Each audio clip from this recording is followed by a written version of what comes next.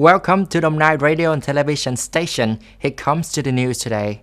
Yesterday, Đồng Nai Custom Department held a conference, Custom Enterprises to Connect, Share and Accompany. Representatives of the Business Association from Taiwan, Korea, Japan in Đồng Nai and more than 100 enterprises operating in the field of import and export attended. At the dialogue, businesses and representatives of the association frankly expressed their opinions and suggestions around the issue of seaport infrastructure fees in Ho Chi Minh City, increased logistics costs affecting the operation of the businesses, problems related to import and export procedures, taxes, fees. A representative of Đồng Nai Custom Department affirmed that it will continue to reform administrative procedures, implement solutions to support businesses, and work closely with the Business Association to dialogue and overcome difficulties with businesses.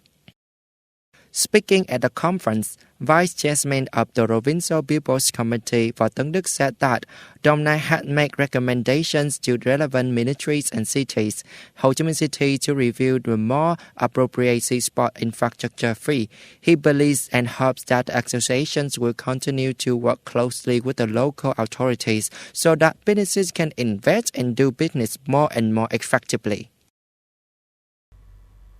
The government has just issued Decree number 36 on the interest rates, support for loan at the Bank for Social Policies under the Social Economic Development and Recovery Program. Accordingly, 3,000 billion dongs will be set aside to support a 2% per year reduction in interest rates this year and next year with loans for economic recovery and development. A representative of the Bank for Social Policies said that this support is mainly for borrowers under policy credit programs, mainly individuals, households, and small businesses households.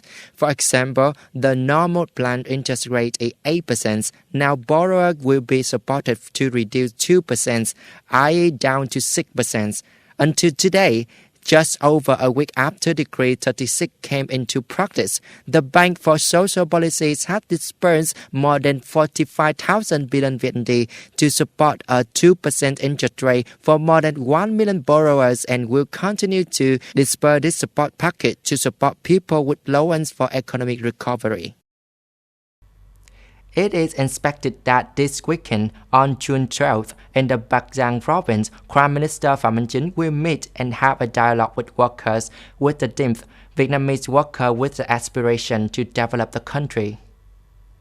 This is a forum for union members and workers to meet, express their thoughts, aspirations, recommendations, and propose issues related to work and life with a head of the government.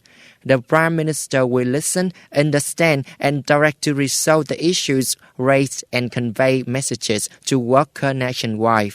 On this occasion, the Prime Minister will also give gifts to workers with difficult circumstances at the Bridge Point in Bắc Giang province, visit, encourage, and give gifts to workers at the boarding houses and social housing. Yesterday, U.S. President Joe Biden said that 20 countries in the Americas had endorsed the migration statement made at the summit in the Los Angeles, USA, which outlined a plan to help manage the migration issue. This phenomenon occurs in the Western Hemisphere.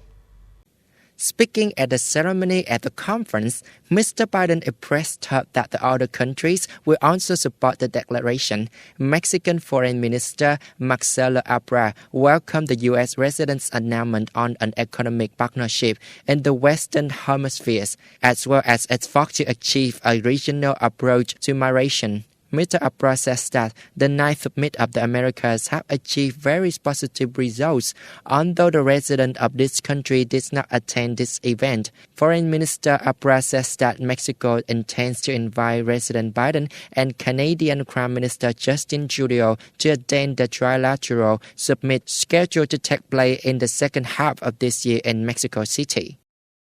The price of gasoline, food and other goods in the United States increased significantly in May, sending inflation in the world's number one economy to 40-year high.